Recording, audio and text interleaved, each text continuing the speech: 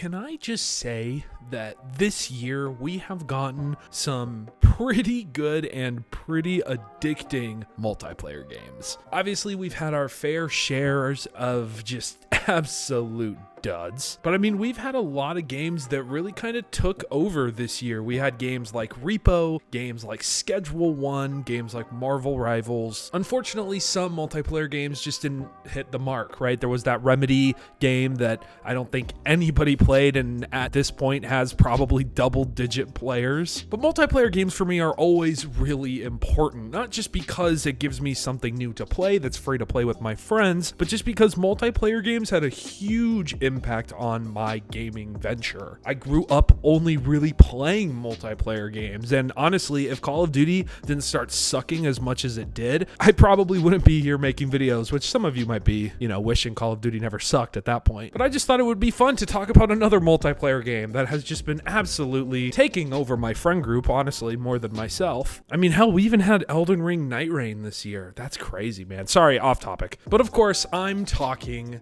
about Peak. Peak released a couple weeks ago, maybe a couple months ago at this point, to absolute commercial success. It was developed by the people over at AgroCrab, which I've covered before on this channel with their game Another Crab's Treasure. You know, the Souls-like game where you play as a little crab and you have to try to find trash that's your armor. Yeah, that game. That was really good that I don't think a lot of people played, and I hope more people do. But AgroCrab just keeps swinging here. I think they might have published this game. I'm not too sure because I remember reading somewhere that Peak had like a crazy small team. But that's one of the things that's just so amazing about this game is that there's just so much character behind it. Now, if you've never played Peak or you've never seen it, basically the entire premise of the game is that you and up to, I think, 3 other people, because I believe it's 4 players in total, go on this airplane trip and it crash lands and you have to try to climb these 4 or 5 different maps. You have crazy hard stamina, there's weather conditions that hurt you. Really, you take fall damage at any little fall. You're basically playing as a bunch of children. You just get hurt from everything. There's fruit that will kill you.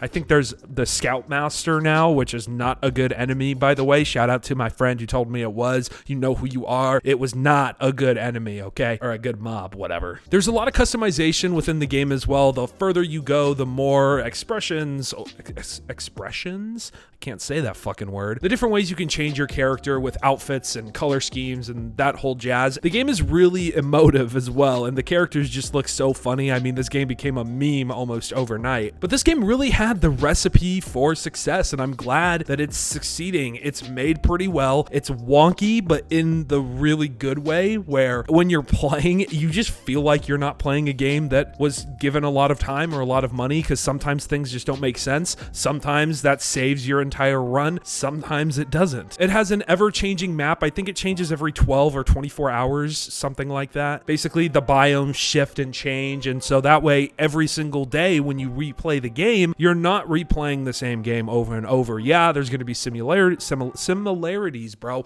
I cannot speak fucking English today. Sure, there's going to be things that are very similar between the map that you play today versus the map that you play tomorrow, but maybe there's a new mob, or maybe there's a new consumable, you never really know. I mean, hell, there's this plushie that people found would make noises every now and then, and it turns out that was just the devs going into live lobbies and speaking to players. Like, this game is literally just so random. On top of that, one of the biggest things that I think games are slowly going to start doing more and more because of how popular it is, proximity chat. Obviously, Repo did it earlier this year, and these are not games that have taken this idea out of nowhere. Proximity chat has been around for quite a while, but it just never really feels like it takes off with a game, and Repo and Peak both have it, and both were insanely successful, and Peak is still, I think, having a lot of players and is still pretty watched. Like, there's still these big communities behind these games. Repo too, I'm pretty sure. So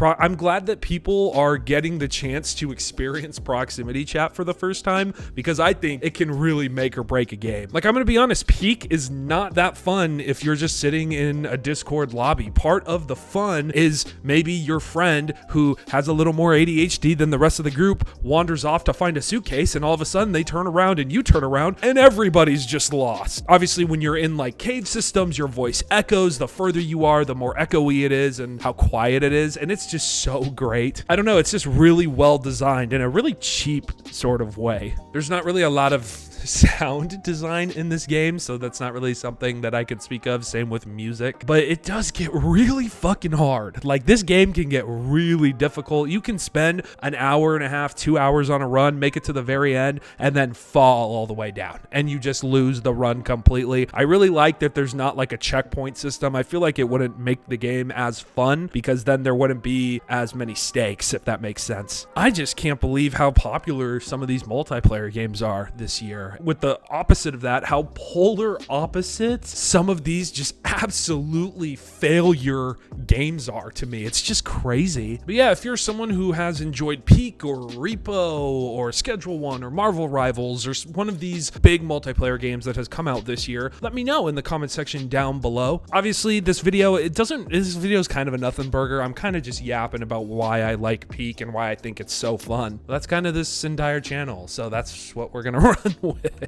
That should be the channel trailer, is just somebody eating a fucking cheeseburger, because I swear all I do is talk, and no, it doesn't even matter half the time. But yeah, let me know your thoughts in the comment section down below. This has been Nate. That's me, and I'll see you guys in the next video. Peace out.